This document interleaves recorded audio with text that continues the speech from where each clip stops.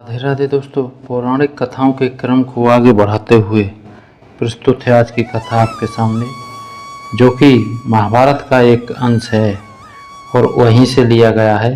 कृपया उसे ध्यान से सुनें और उसको अपने जीवन में ढालें। तो चलिए दोस्तों, कथा को आगे बढ़ाते हैं। कथा पसंद आने पर लाइक शेयर सब्सक्राइब करना नहीं भूलें। 12 वर्षों के ज्ञातवास और 1 वर्ष के अज्ञातवास की शर्त पूरी करने पर भी जब कौरवों ने पांडवों को उनका राज्य देने से मना कर दिया, तो पांडवों को युद्ध करने के लिए बाध्य होना पड़ा। परंतु श्री कृष्ण ने कहा कि यह युद्ध संपूर्ण विश्व सभ्यता के विनाश का कारण बन सकता है, अतः इसे रोकने हेतु उन्होंने हर संभव प्रयास करने का सुझाव दिया। श्री कृष्ण ने कहा कि दुर्योधन को एक अंतिम अवसर देना चाहिए।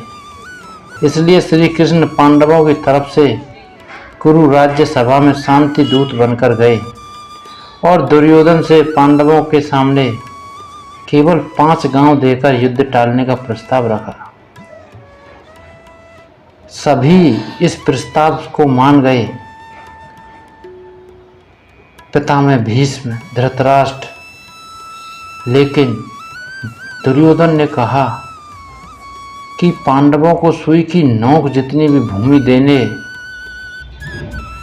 को मैं राजी नहीं हूँ। तो श्री कृष्ण ने उसे समझाया कि दुर्योधन, इस हट के कारण तुम्हारे वंश और साथियों के साथ साथ कई निर्दोष लोगों को युद्ध की बलि चढ़ना पड़ेगा। इस बात से क्रोधित होकर दुर्योधन ने श्री कृष्ण को बंदी बनाने की कोशिश की, परंतु श्री कृष्ण माया का प्रयोग करके सबको अपने विराट रूप से भयभीत कर वहां से चले गए। जब श्री कृष्ण ने लौटकर पांडवों के पास पहुंचे तो उन्होंने सारी बातें वहां बताई। तो पांडवों को बहुत क्रोध आया, लेकिन कृष्ण के समझाने पर उन्होंने एक और बार अंतिम प्रयास करने हेतु राजी किया।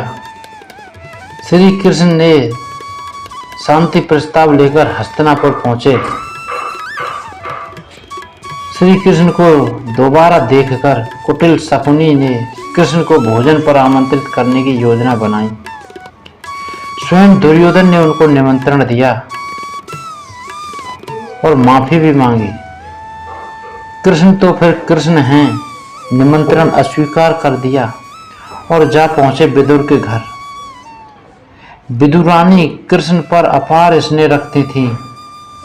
अचानक कृष्ण को देख भावुक हो गईं। कृष्ण ने जब कहा कि भूख लगी है तो तुरंत केले ले आईं और खुशी में बेसुध होकर केले फेंक देती और छिलका खिला देती। माधव भी बिना कुछ कहे प्रेम से खाते रहे। यह बात फैल गई। दुर्योधन, जो कृष्ण से बैर भाव रखता था, ताना मार के बोला, केशव, मैंने तो 56 भोग बनवाए थे, पर आपको तो छिलके ही पसंद आए।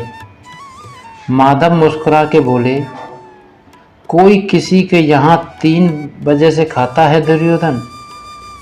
पहला भाव में, दूसरा अभाव में और तीसरा प्रभाव में।